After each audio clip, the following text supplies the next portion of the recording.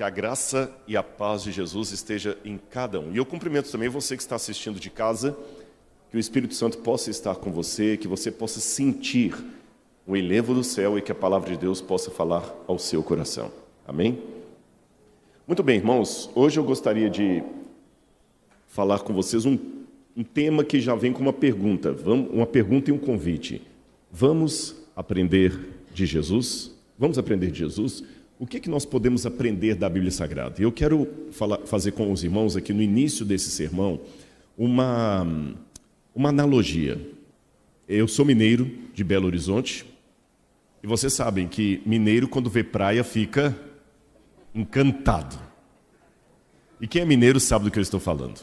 Eu conheci o mar quando eu tinha 5 anos de idade em Santos, São Paulo, na praia de José Menino.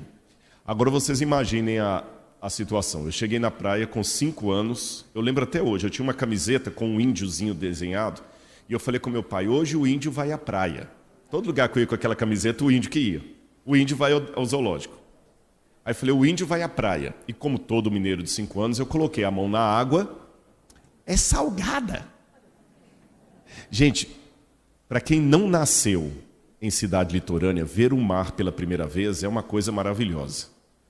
Vocês entendem? É uma emoção ver aquele lagoão de água salgada, conchinhas, a gente fica catando conchinha, guardando para levar para casa, estrela do mar, tinha muita estrela do mar lá, depois ficava fedendo, mas era uma coisa maravilhosa ver o mar. Só que depois eu tive uma oportunidade de mergulhar. Quando eu mergulhei, eu já mergulhei em Fernando Noronha, já mergulhei em Porto de Galinhas. Gente, mergulhar é muito bom. Com cilindro mesmo.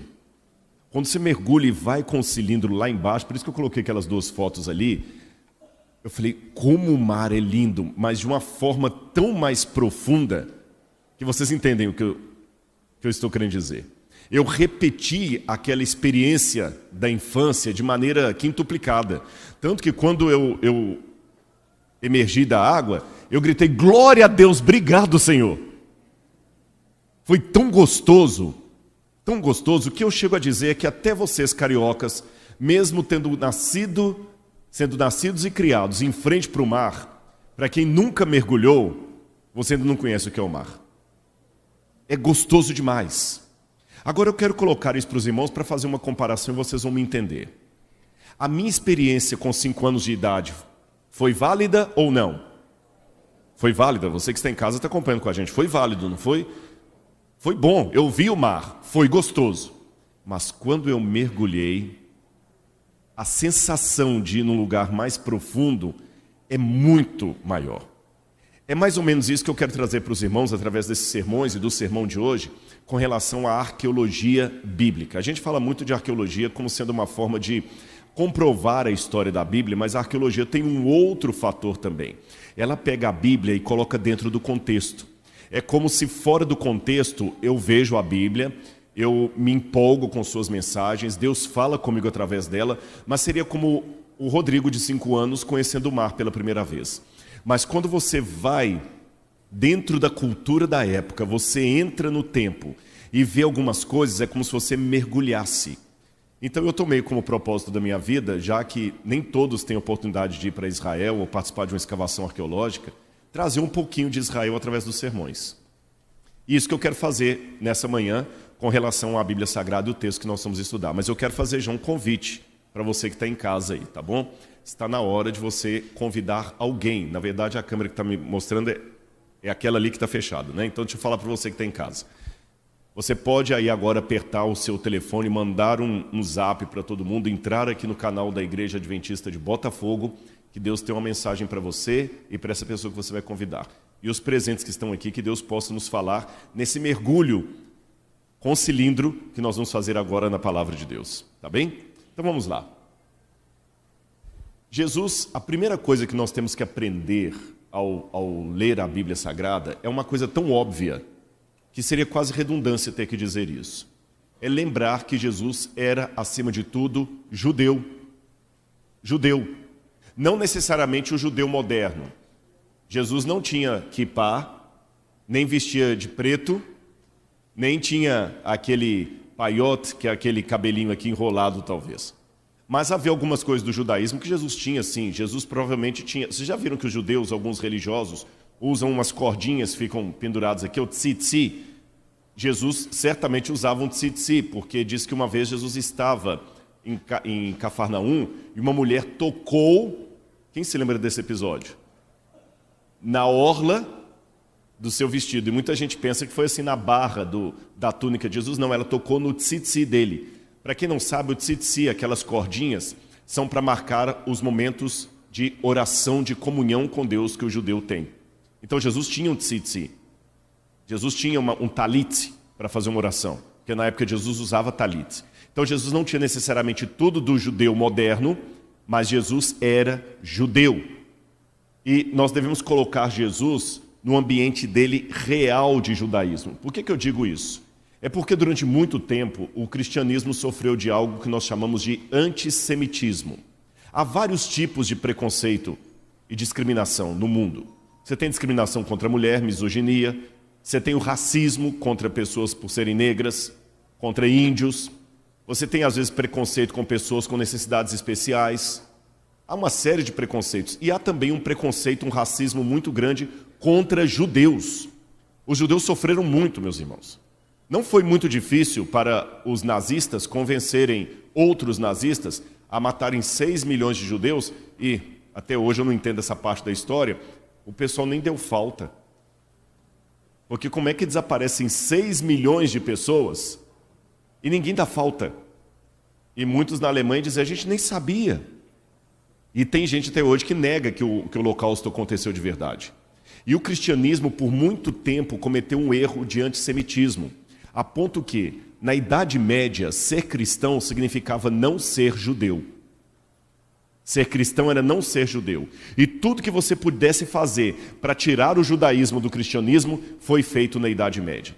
E nós absorvemos muito disso, nós criamos um Jesus europeu, um Jesus que não era judeu. Mesmo aqui no Brasil, muitos judeus sofreram discriminação e perseguição. Por exemplo, tem alguém que é do Rio Grande do Sul, alguém que está nos assistindo de casa que seja gaúcho do Rio Grande do Sul? Não temos nenhum gaúcho. Temos lá no fundo, tem alguém lá, olha. Lá no sul tem muito... Lá em cima também levantou a mão. Lá no sul tem muito uma expressão que fala assim, mais que judiação, mais que judiaria. Judiaria era o bairro dos judeus. O bairro dos judeus é a judiaria. E judiação era no passado uma forma de xingar alguém. Que papel de judeu? Que judiação. E muitos judeus tinham que guardar o Shabat, por exemplo, o sábado, escondidos. E o judeu guarda o sábado de uma forma interessante. Ele não marca necessariamente o pôr do sol, como nós adventistas fazemos. Eles marcam o nascer das estrelas. Então, quando aparece a primeira estrela no céu, na sexta-feira à noite, ele já sabe que está na hora de fazer os últimos preparativos do Shabat.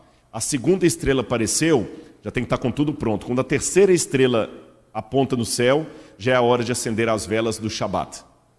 Vocês sabem que criança não tem muita trava na língua, criança espontânea. As crianças que os pais guardavam o sábado escondidos, apontavam para as estrelas e falavam assim, Shabat, Shabat chegando. Isso, evidentemente, podia trazer uma denúncia, revelava. Então, os pais, para impedir as crianças de se revelar, falavam assim, não aponta para a estrela não, que nasce verruga no dedo. Foi daí que deu essa superstição que contar estrelas, apontar estrelas da verruga. Foi uma forma que os judeus tinham de se proteger.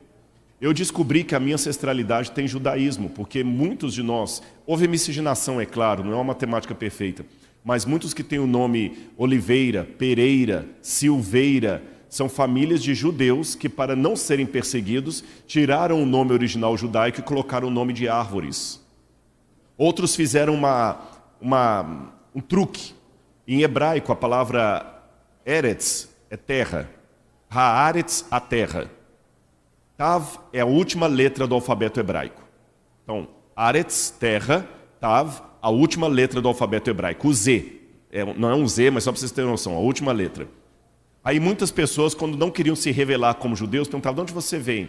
A minha família vem de Tav Aretz. Tav Aretz. Tav Aretz virou Tavares.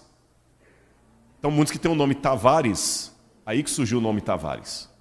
Bom, irmãos, são apenas algumas ilustrações que eu estou dando para vocês, como é que o cristianismo expurgou as raízes judaicas da sua teologia. Isso foi muito ruim. É por isso que a maior parte das igrejas cristãs hoje se reúnem no domingo e não mais no sábado. Porque o sábado é o que nos identifica como judeus. A gente não quer ser judeu, nós queremos ser não judeus. Agora, Jesus era judeu. Eu quero chamar a atenção da cultura judaica para vocês entenderem o que isso significa. Agora, olha esse quadro que aqui está na frente. Isso aqui é um quadro do iniciozinho da Renascença, ali, um pouquinho antes, final da Idade Média, início da Renascença. Vocês sabem que episódio bíblico é esse? É difícil até de ver o episódio bíblico. Não é você que está em casa. Eu não sei se o pessoal em casa mostra em tela cheia o PowerPoint. Mostra. Aqui, mostra. Mostra em casa para o pessoal, exatamente, para o pessoal poder ver também. Você que está em casa, acompanhe esse quadro aí. Isso aí é Jesus aos 12 anos no templo. Mas eu quero chamar a sua atenção para uma coisa. Olhe novamente, coloca de novo para o pessoal de casa poder acompanhar. O rosto de Jesus é um rosto angelical. Pode jogar de novo, só aqui que o pessoal está vendo em casa, né? Joga de novo para o pessoal poder ver. O rosto de Jesus é um rosto angelical. É um menino que está ali com traços assim, bem infantis, cabelo longo, bem europeu. E olha como os judeus foram desenhados. Percebem? Um nariz assim feio, deformado. Isso não foi porque o pintor desse quadro não tinha talento. Foi de propósito. Desfigurar os judeus. Eu não estou aqui fazendo uma apologia ao judaísmo, tanto é que, quando eu coloco essa questão de redescobrir as raízes de Jesus para entender melhor o Jesus histórico, não significa agora uma apologia ao judaísmo, porque tem um outro risco agora também, de muitas pessoas acharem que, para nos tornarmos cristãos genuínos, temos que nos converter ao judaísmo. Vocês entendem, né? Eu não vou fazer agora uma febre de judaísmo. Eu respeito cada um que tem uma tradição, mas alguns gostam até agora, não, vamos fazer a igreja agora toda usar kippá, usar talit e tudo. Não é bem por aí.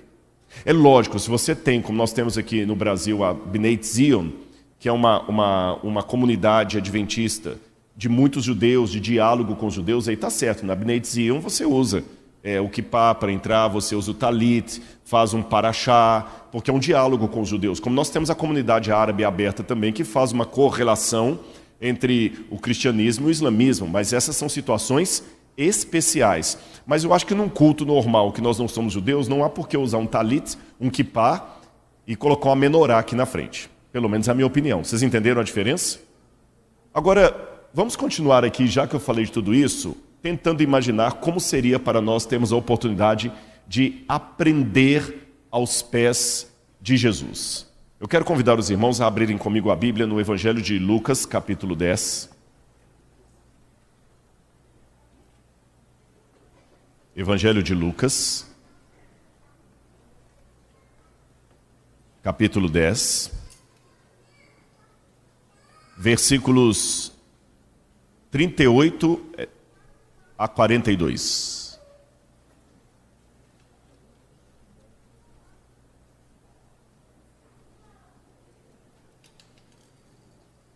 Posso ler para os irmãos? Todo mundo está acompanhando aí? Então vamos lá. Quando eles seguiam viagem, Jesus entrou numa aldeia. Lucas não fala qual aldeia. E certa mulher chamada Marta hospedou-o em sua casa. Marta tinha uma irmã chamada Maria, que assentada aos pés do Senhor, ouvia o seu ensino. Maria agitava-se de um lado para o outro, ocupada com muitos serviços. Então aproximou-se de Jesus e disse: Senhor, não se importa com o fato de minha irmã ter deixado que eu fique sozinha para servir? Diga-lhe que venha me ajudar. Mas Jesus respondeu: Marta, Marta, você anda inquieta e preocupada com muitas coisas, mas apenas uma é necessária. Maria escolheu a boa parte e essa não lhe será tirada. Fique com a Bíblia aberta. Imagine-se então como um discípulo de Jesus seguindo para Betânia. Tá certo? Aqui nós temos o lugar onde Jesus estava e provavelmente isso pode ter acontecido na época em que Jesus estava perto de Betânia. A palavra Betânia tem uma disputa entre os especialistas em língua hebraica, o que significa a palavra Betânia. Beit quer dizer casa. Beit, casa. Ania significa pobre, desválido, pessoas em necessidade de ajuda, de auxílio, necessitado. Outros pensam que pode vir também do verbo aná, que significa cantar, ouvir uma música, ocupar-se com uma canção ou dar as boas-vindas a alguém. Então, literalmente falando, Betânia pode ter dois significados.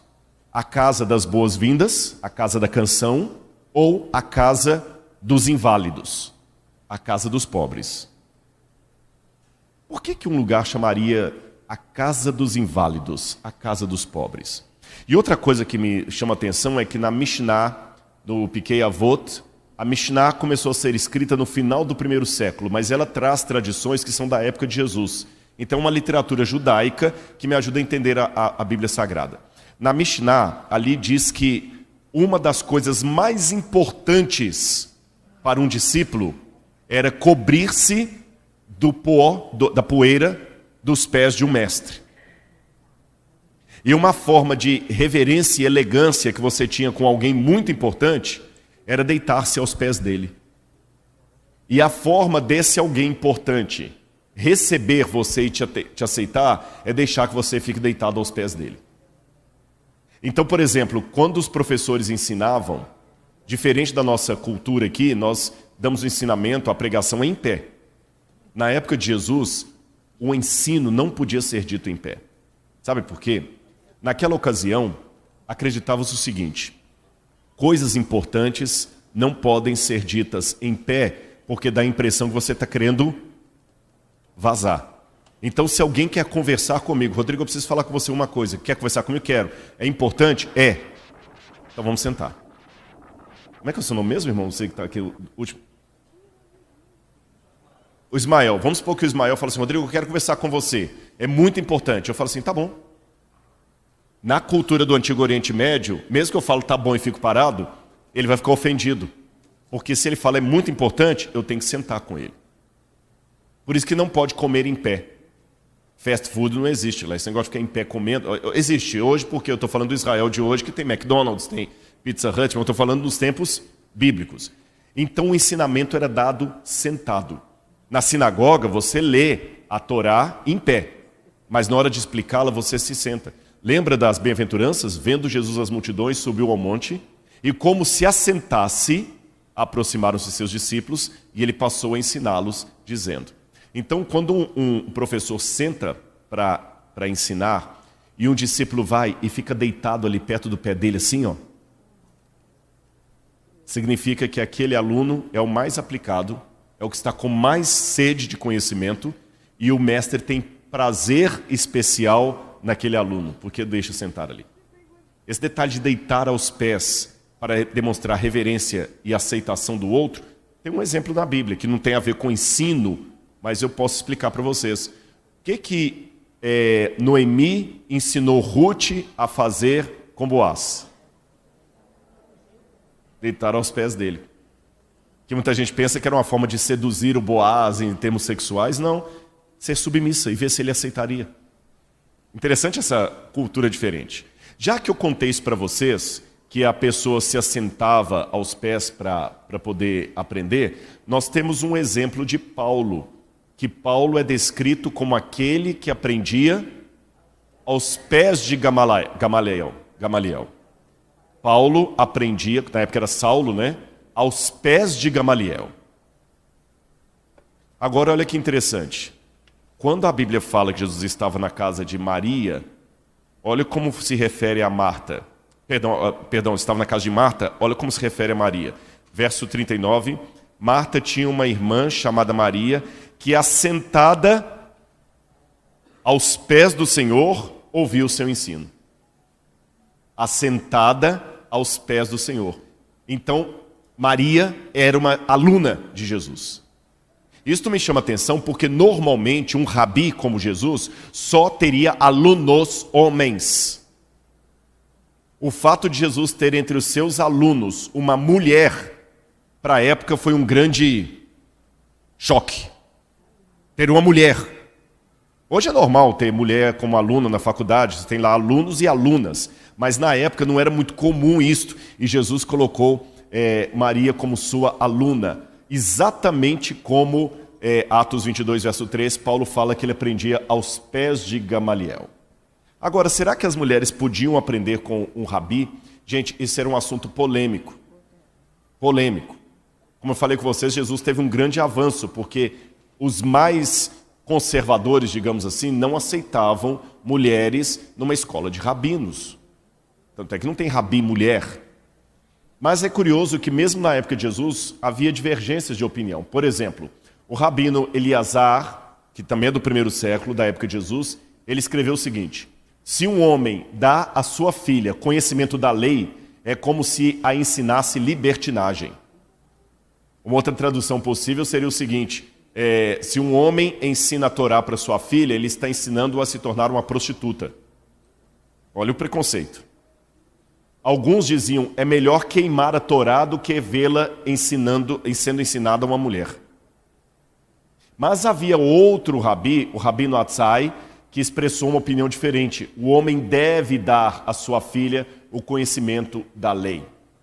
Em uma das leis rabínicas da Mishnah diz, ele pode ensinar as escrituras a seus filhos e filhas. Então era um assunto assim, dividido, mas Jesus tomou o partido da inclusão e tinha Maria ali aprendendo com ele. Agora, eu tenho uma descoberta arqueológica interessante que eu quero mostrar para os irmãos. Essa descoberta aconteceu em 1988, foi lá na Itália, em Nápoles, encontraram os restos de uma lápide. E nessa lápide, eu tenho que descer só aqui porque eu estou de lado ali, você tem o nome do chefe da sinagoga, Pedoneus Gramateus. Essa palavra Gramateus significa o doutor da lei. Pedoneus Gramateus. E vocês estão notando que tem no meio ali, Pedoneus, aí tem um candelabro desenhado, a menorá, indicando que ele era judeu. E o Gramateus está escrito do lado. Só que numa lápide seguinte está escrito assim, olha, junto, Mirpina, presbítera, guiné, tu, pedonu. Mirpina, não, é Mirina, não Mirpina, Mirina. Mirina era o nome da esposa dele e ela também é chamada de presbítera. Vocês sabem que esse ano é um ano histórico para as mulheres, porque a Igreja Adventista, não sei se aqui já temos em Botafogo para o ano novo, já está agora ordenando anciãs ao Ministério do Ancianato, não é isso? Temos as anciãs estão aqui? Quem são? Elas estão aqui agora? Será que podia levantar para eu conhecer? Porque esse é pioneiro, né? Acabou de passar para lá. Vem para cá, eu queria conhecer pelo menos uma dessas. Qual é o seu nome? Karen, a Karen, então aqui, olha, vamos bater uma salva de palmas, gente, para a glória de Deus, viu? E que as outras sintam-se representadas em você. A Milene ficou de pé, desculpe-me, eu não tinha visto, perdão, viu? Milene é a de trás. E Isolda, a doutora Isolda, claro, conheço. Que Deus abençoe vocês, viu, gente? Muito. Presbiterai, viu? As novas, porque presbítero, em grego, eu esqueci de falar, isso eu falei e não mencionei. Presbíteros é ancião, tá bom? É ancião. E ela é chamada de presbítera, é uma anciã. Então isto me diz que essa Mirina, esposa do chefe da sinagoga, ela tinha um cargo de ancianato na sinagoga ali da Itália, do primeiro século. Então, Jesus também parecia não ter problemas com isso. Agora, será que Marta queria apenas evitar uma situação constrangedora quando ela falou assim, Senhor, manda a minha irmã vir ficar comigo aqui, porque ela está atrapalhando o Senhor, ela não me ajuda. A gente às vezes critica muito Marta, né? Mas tem um texto do livro Desejado de Todas as Nações que eu queria ler para vocês. Há uma só coisa que Marta necessitava. Era o espírito calmo, devoto, o mais profundo anseio do conhecimento da vida futura, imortal, e as graças necessárias ao progresso espiritual. Precisava de menos ansiedade em torno das coisas que passam e mais pelas que permanecem para sempre. Jesus quis ensinar seus filhos a se apoderarem de toda oportunidade de adquirir o conhecimento que os tornará sábios para a salvação. A causa de Cristo requer obreiros cuidadosos e enérgicos. Existe vasto campo para as Martas, com zelo no culto ativo. Sentem-se primeiro com Maria aos pés de Jesus. Sejam a diligência, prontidão e energia santificadas pela graça de Cristo, então a vida será uma invencível força para o bem. Vocês sabem que na igreja Deus distribuiu talentos, dons. Eu estava esses dias falando com o meu chefe, eu nunca vou poder ser um administrador da igreja, viu, Sérgio? Sei que tinham pequenas empresas, grandes negócios, comigo isso nunca ia funcionar. Eu posso assistir 1000 programas daquele, eu não tenho o dom de administração. Se algum dia a igreja cometesse o erro de me colocar como presidente de uma associação, administrador de um hospital, vocês iam ver um Rodrigo que ia dar vergonha para a igreja. Eu não tenho talento para isso. Eu não tenho paciência com reunião, com relatório, fechamento. Nossa, meu negócio é estudar e... Mas ainda bem que tem esses com esses dons que Deus coloca ali. Porque é lógico que com tantas agendas eles não vão ter tempo para ficar lendo hebraico, grego, essas coisas. Então cada um tem o seu papel. Mas Jesus fala, mesmo aqueles que são mais proativos na administração, na organização, tomem tempo para sentar junto com Maria. Aprendam aos pés de Jesus. E quando eu falo sentar-se junto com Maria, eu quero dizer uma coisa especialmente para as mulheres que estão aqui nesta manhã. Quando eu fiz a comparação, hoje eu tenho na sala de aula alunos e alunas, não compare o aprendizado de Maria ao que você teve hoje na faculdade por uma razão. Embora a misoginia ainda exista no Brasil de maneira muito forte, como o racismo, e o pior tipo de racismo é o do Brasil, eu vou falar com vocês por quê. Porque aqui nós não temos negros sentando de um lado e brancos do outro. Eu nunca fui impedido de entrar num lugar por ser negro, nunca vi um cinema que tem entrada de negros e de brancos, como houve nos Estados Unidos nos anos 60, ou como eu vi na África do Sul, que tinha o banco na praça do negro e do branco. No Brasil não tem isso. O negro e o branco podem usar o mesmo metrô. Por um lado isso é bom, mas por outro lado isso é perigoso porque oculta o racismo. Parece que não existe. Vocês entenderam? Parece que não existe. E por parecer que não existe, quem está na pele do segregado sente. Mas a coisa é tão sutil, irmãos, que você sente, mas não pode nem falar que houve uma cena de segregação, porque dificilmente quem está junto vai perceber. Vamos falar assim, você está com um complexo de inferioridade. É muito assim nas entrelinhas, sabe? Muito nas entrelinhas. Então eu estou consciente que os problemas de segregação, eu falei do negro, da mulher, mas eu podia dar outros aqui, dos judeus, existem de maneira muito forte. Mas no passado era muito mais agressivo no sentido assim de aberto. Para Maria sentar ali, não foi fácil. As repreensões, os olhares. Principalmente por um problema que nós vamos conhecer daqui a pouco.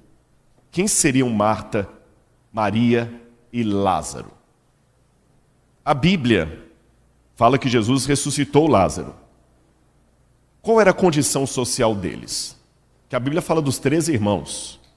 Passa-se a impressão que pelo menos Lázaro e Maria não tinham cônjuge. Marta talvez teria um cônjuge. Quem, na minha opinião, poderia ser o marido de Marta? Sabem quem que eu acho que era o marido de Marta? Uma hipótese que eu levanto? Simão, que Jesus curou de lepra. Por que eu deduzo isso?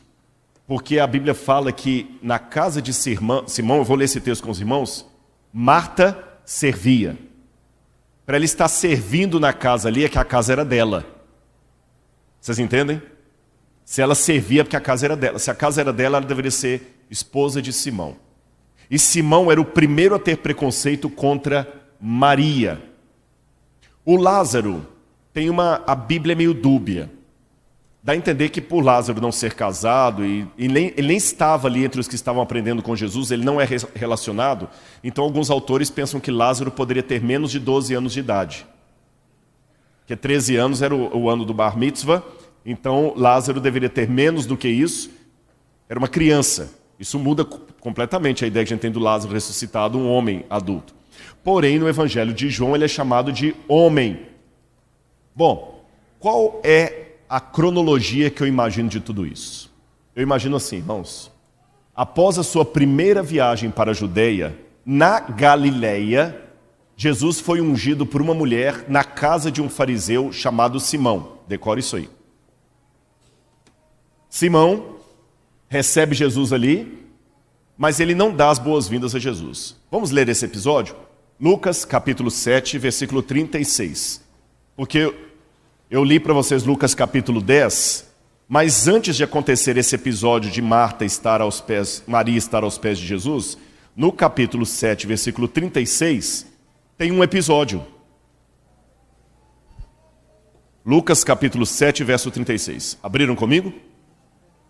Um dos fariseus, certamente Simão, convidou Jesus para que fosse jantar com ele. Jesus, entrando em casa do fariseu, tomou lugar à mesa. Eis que uma mulher da cidade, pecadora, sabendo que ele estava jantando na casa do fariseu, foi até lá com um frasco feito de alabastro, cheio de perfume. Era um perfume de nardo, caríssimo, num vaso de alabastro. E estando por detrás aos pés de Jesus, chorando, molhava-o com suas lágrimas e os enxugava com os próprios cabelos. Ela beijava os pés de Jesus e os ungia com o perfume. Essa mulher pecadora, fica com a Bíblia aberta aí. A gente tem que definir um pouquinho, às vezes, o que é pecado. A gente tem que dar nome às coisas. E normalmente a gente considera pecado aquilo que nós não gostamos. O que a gente gosta é uma fraqueza. É uma coisa que Deus entende, Deus não é tão radical assim. Mas quando é do outro... Era muito fácil uma mulher ser considerada pecadora na época. Se ela fosse... E mesmo hoje, vocês sabiam que tem muitas moças... A prostituição é pecado, ponto. Se eu falar que prostituição não é pecado, eu estou indo contra a Bíblia. Prostituição é pecado, ponto. Mas vocês sabiam que tem muitas moças que estão na prostituição porque foram abusadas sexualmente na infância e perderam todo e qualquer tipo de dignidade de si mesmas? A prostituição continua sendo pecado. Mas sabe aquela velha frase que eu ouvi quando eu entrei para a igreja adventista? Eu não sei se ela é dos adventistas, mas eu ouvi, foi aqui a primeira vez. Deus odeia o pecado, mas ama o pecador. Essa frase é tão fácil de ser dita, mas na prática é tão difícil de ser conjugada. A gente mistura o pecado e pecador como uma coisa só. Como igreja, é o meu papel continuar condenando o pecado. Porque é a lei de Deus. Mas como ser humano, eu não posso condenar as pessoas. Porque eu não sei.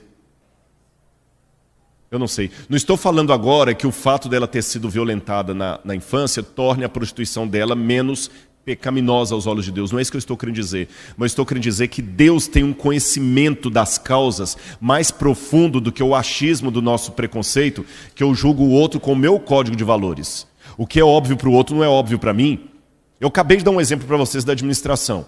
Tem muitos pastores que estudaram teologia como eu, mas ele estudou teologia, ele seguiu para um rumo de ser um administrador da igreja. É lógico que ele não está com a língua grega na cabeça tão fácil como eu estou, que estou revendo isso todo dia.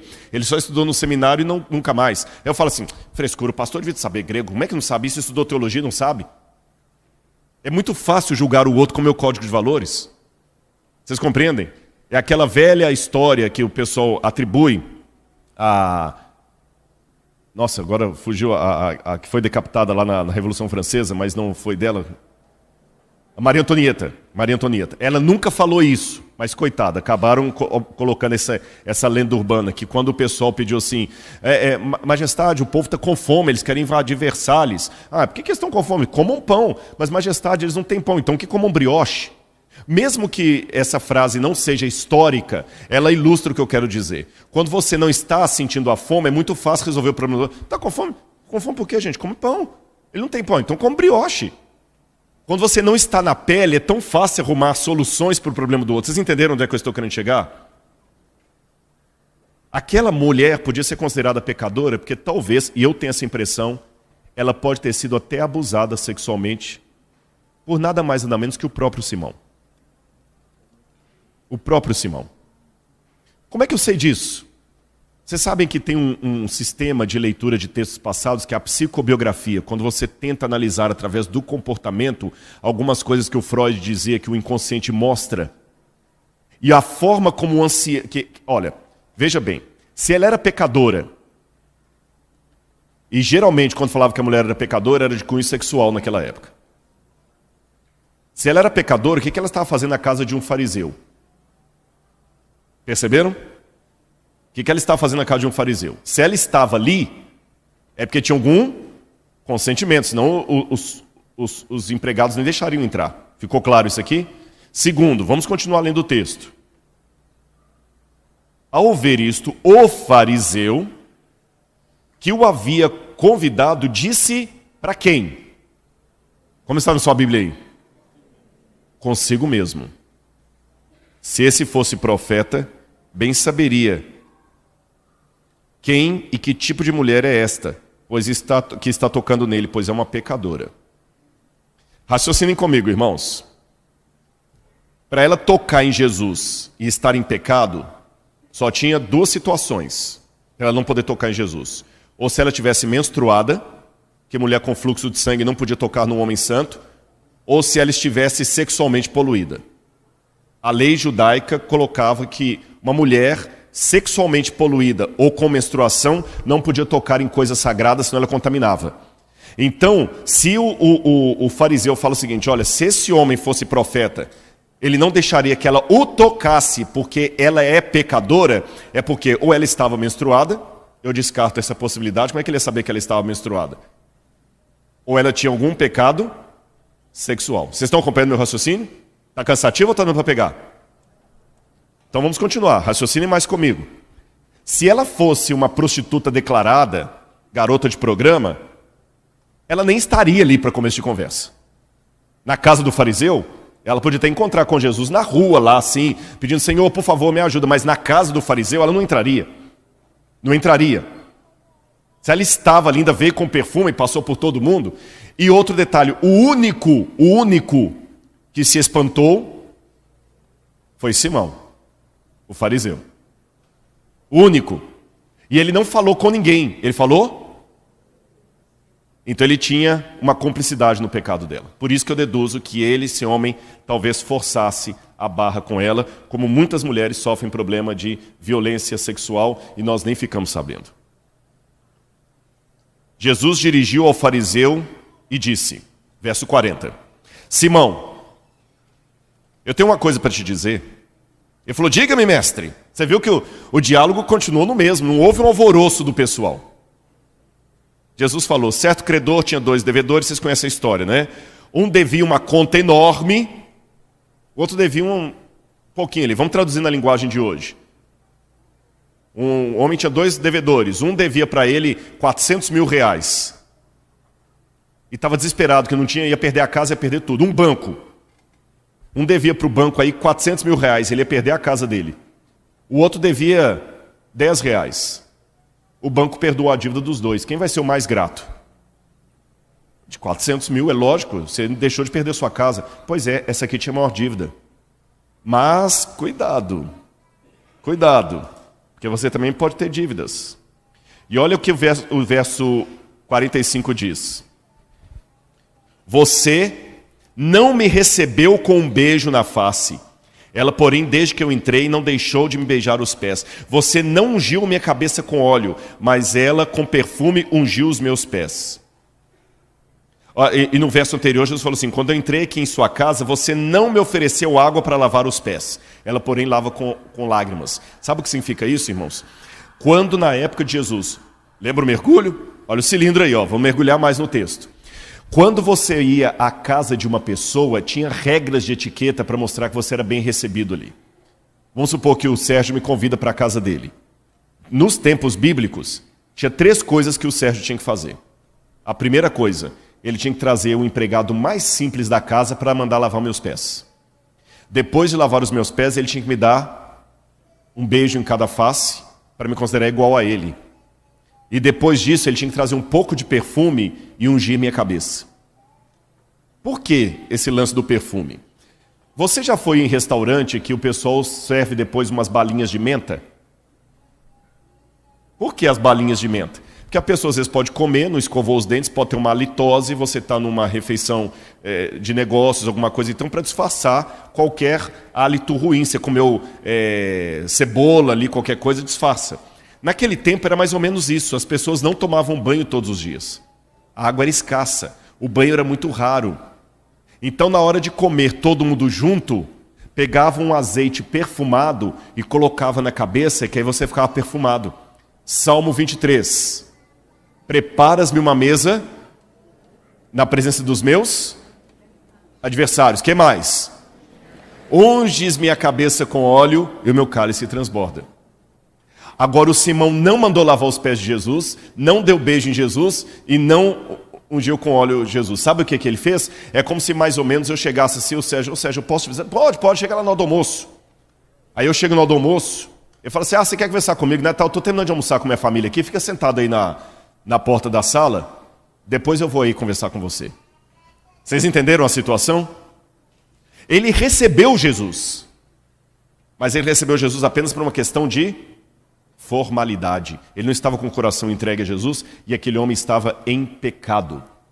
Então eu acho que esse episódio que nós acabamos de ler aconteceu na Galileia, quando Jesus foi ungido na casa desse fariseu, que aqui não traz o nome, mas outra passagem vai falar que era Simão. Aí o que acontece? Esta mulher, Maria, chamada Madalena, começa a seguir Jesus, porque no capítulo 8 fala as mulheres que seguiam Jesus. E diz aqui, verso 1, aconteceu depois disso, depois desse episódio, que Jesus andava de cidade em cidade, de aldeia em aldeia, pregando e anunciando o evangelho do reino. Iam eles, os 12 discípulos, também algumas mulheres que haviam sido curadas de espíritos malignos e de enfermidades. Maria, chamada Madalena, da qual saíram 7 demônios. O que significa isso? Eu vou explicar para vocês. Maria era reincidente no pecado dela. Você lembra que Jesus falou uma vez assim, cuidado, porque quando você expulsa o demônio de uma pessoa, ele sai e fica vagueando. Se o demônio volta àquela pessoa e encontra a casa vazia, quem se lembra dessa passagem? O que ele faz? Chama mais 7 e vem para aquela pessoa. Então, quando o evangelho fala que dela Jesus tirou 7 demônios, é porque ela já tinha sido liberta, mas teve algum tipo de recaída. Ou seja, é que a pessoa que falhava de novo. Falhava às vezes pelas circunstâncias, como eu falei, tá certo? É como aquela menina que foi violentada na infância, está lá na esquina com prostituição, você tenta recuperar, ela vê, mas ela já está tão assim emocionalmente sem força, que ela fica um tempo limpa, depois ela volta de novo para as drogas e para a prostituição e tudo mais, você tem que ir lá e resgatar de novo. Foi mais ou menos isso Maria Madalena. Aí o que acontece? Nesse meio tempo, eu trabalho com a hipótese que Simão contraiu lepra e foi afastado da família. Aí, Jesus não viu mais Simão ficou leproso. Mas Jesus encontra com Simão de novo e cura Simão. Aí, numa segunda viagem, que aconteceu dessa vez em Betânia, Jesus se hospeda na casa de Marta. E Maria vai de novo ali, outra vez encontrar com Jesus e ungir Jesus.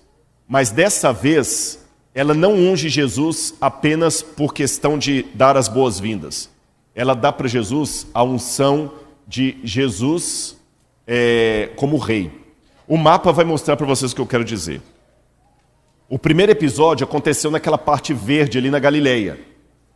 Em alguma cidade da Galileia morava um fariseu chamado Simão, casado com uma mulher chamada Marta, que tinha uma cunhada chamada Maria. Esse Simão deveria certamente abusar sexualmente da Maria várias vezes ou seduzi-la, coisas desse jeito. Ela angustiada ia, voltava, estava acabando com a vida dela. Jesus a curou das suas traumas, dos seus erros, e ela começou a seguir Jesus. Nesse meio tempo, Simão contraiu lepra. Daqui a pouco eu vou falar de onde que eu tirei que Simão contraiu lepra, tá? Jesus cura Simão. Mas só que quando Jesus vai reencontrar Simão curado, o episódio acontece aqui embaixo na Judeia, perto de Nazaré, perto de Jerusalém, numa cidade chamada Betânia. Eu comecei esse sermão falando com vocês que Betânia é a junção de duas palavras hebraicas. Beit, casa, e Ania pode ser pobre, desválido ou boas-vindas. Casa dos inválidos. Esta casa dá a entender que poderia ser assim. Tinha um pátio e várias residências pequenas dentro do mesmo pátio, dentro do mesmo quintal. Vocês estão vendo? E por que várias residências? Eu tenho uma informação muito interessante. Betânia estava colada em Jerusalém. Estão vendo o mapa ali? Entre aquelas duas bolinhas ali, tem o Monte das Oliveiras. Betânia está aqui embaixo, sobe o Monte das Oliveiras, do outro lado está Jerusalém. Eu vou mostrar uma foto aérea para vocês. Olha aqui. Betânia, Betfagé, Monte das Oliveiras, Jerusalém, onde está escrito Templo do Monte. Temple Mount. Bem pertinho. Hoje, aquele lugar é chamado de Al-Azaria, que é um lugar tradicional onde poderia ser a casa de Marta e Lázaro. Agora, olha o que nós descobrimos. O professor arqueólogo Igael Yadin, vocês já ouviram falar nos manuscritos do Mar Morto? Num dos manuscritos do Mar Morto, ele encontrou o seguinte: a vila de Betânia era um dos 3 lugares a leste de Jerusalém que os essênios alocavam para pessoas que, pelas leis de pureza, não podiam entrar na cidade nem no templo, principalmente leprosos. Os essênios eram uma seita judaica que viviam no deserto e também em algumas cidades. As pessoas queriam chegar no templo, mas um leproso não podia chegar no templo. Um peregrino que viesse de longe, ele não podia nem ficar nas adjacências de Jerusalém durante a festa da Páscoa, porque ele era leproso. Então eles locaram 3 lugares para poder abrigar esses peregrinos. Olha aqui o texto de Qumran. É esse papiro aí que foi encontrado. E nesse papiro está escrito assim: vocês farão 3 lugares a leste da cidade de Jerusalém, separados um do outro, para onde devem ir os leprosos e os aflitos, com as perdas, e os homens que tiveram a emissão de sêmen, tá bom? A cidade em que eu quero santificar para fazer vocês habitar em meu nome, e jurei, o templo nele será... Perdão, gente, desculpa, está bem ruim aqui a leitura. A cidade que eu quero santificar para você habitar em meu nome, e meu templo, nele será sagrada, e deve ser limpa de qualquer impureza em que possa ser manchada. Esse texto hebraico aí, fala que eles separaram 3 cidades a leste de Jerusalém. Vamos voltar o mapa aqui. A leste de Jerusalém, que deveriam abrigar quem? Leprosos. E esse lugar deveria ser o lugar de quê mesmo? Vamos ver o texto de Qumran de novo? Perdão, passei demais. Vamos ver o texto. Esse lugar deveria ser o lugar deveria ser ir os aflitos e leprosos. O que eu falei que significa Betânia? Casa dos aflitos. Então eu deduzo que Betânia é como se fosse uma santa casa de misericórdia. E por isso que Simão muda com a família para Betânia, ou pelo menos está em Betânia por alguma situação ali. Que ele era um ex-leproso.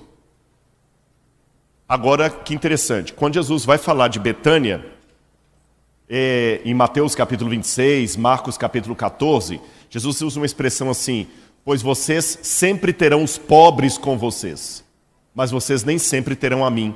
Porque num dos episódios, Judas reclama, né? Por que ela não vendeu esse perfume e deu aos pobres? Jesus falou para eles assim: os pobres vocês sempre terão com vocês. Porque, claro, aquela era uma casa de passagem, de abrigo de pessoas aflitas, leprosas e pobres que não podiam ir até Jerusalém. Por isso que Jesus estava ali. Mas nessa segunda vez, agora, ela unge Jesus de novo. E essa unção, qual o significado dela? Dessa vez ela não unge Jesus para lhe dar as boas-vindas. Nessa segunda vez que Maria Madalena unge Jesus, ela foi a única discípula que consagrou Jesus como rei dos judeus.